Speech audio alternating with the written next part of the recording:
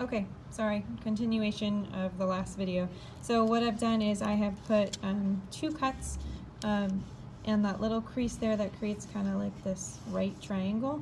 Now the important thing to remember with this last part here is that the other cut needs to go directly opposite. So if I put 2 cuts here, my next cuts need to be directly opposite here.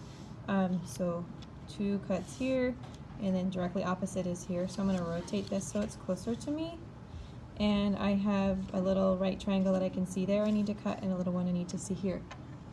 So I am going to cut on those creases. Okay. And then the last part is now that I've created this sort of like a house shape, I'm going to pull that out. And I'm going to take my 2 edges here that I have now, and I'm going to pull them up together. I'm saying that they're going to kiss. So I got these 2 edges that are kissing, and then what happens is I have to push the flap over the top and down inside the box. So I'm going to do the same thing to the other side so you can watch again. So I have this flap here. I'm going to pull it out. I have these 2 little sections here that I'm going to put together. Like they're going to kiss. You can kind of see there what they look like. And I take this flap and put it over the top and down. So this is the 1/2 of your box. So now you're going to watch the same video again, or you do the exact same thing with your second piece of paper, and then both pieces of paper will be able to fit inside each other in order to create your box. So there you go. Hi guys, I'm going to show you how to take your marbled paper and turn it into a little origami box.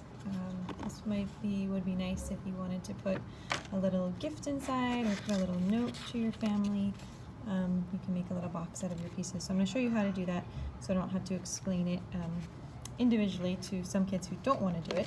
So you're going to have, you need 2 pieces of paper to complete this. It doesn't matter if they match or not. You're going to take one of your pieces of paper, and we're going to start by making a square. So we've got this rectangular piece of paper, and if I fold one of the points up to the opposite side, just like if you were going to make a piece of paper airplane or piece of origami paper, I want to fold it there so that I know where to cut. So now that I have it folded, I know that if I cut on this line, I'll make a square. So I'm going to cut that the best that I can. Okay, and then I have this extra piece that I can use for something else. But now I have one of my squares. So I already have it folded to this side, which is great because I actually need to create an X in the middle. So now I'm going to take the opposite corner and fold it to the opposite corner so that I end up with that X. So when I open it back up, this is what I should see is that X. Now I'm going to take each of the 4 corners and fold them to that center point.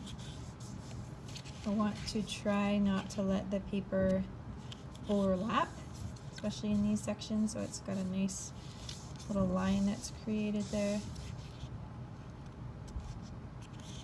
And remember, you can always pause this video if I'm going too fast. Okay, so none of my pieces overlap. And now I've got a smaller square made by folding those triangle pieces to the middle. Okay, now I'm going to take one of the sides here, and I'm going to fold this side to the center crease. So I'm going to take this side, I'm going to fold it to the center crease, and I'm going to do the same on the other side, the opposite side of the one I just folded. So I folded this one over, and then I'm going to fold this one over.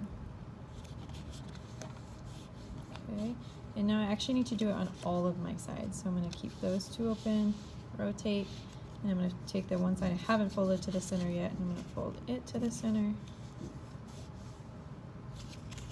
like a rectangle, and rotate it again. So each of the 4 sides have been folded to that center crease. Okay, so now I have it open. Alright, so now this is the part that's kind of difficult to see. I'm going to zoom in a little bit. We do have to make a cut, so I guess it's not traditional origami, but there's a slight triangle that's made here, and there's a crease. It's on all of the corners, but there's a little crease right here, So I can start on any side that I want, and I'm going to actually cut with my scissors from the edge here, the folded edge, to just where this little triangle crease goes. So I'll show you what I mean. So I'm just going to cut on the crease here and on the crease here.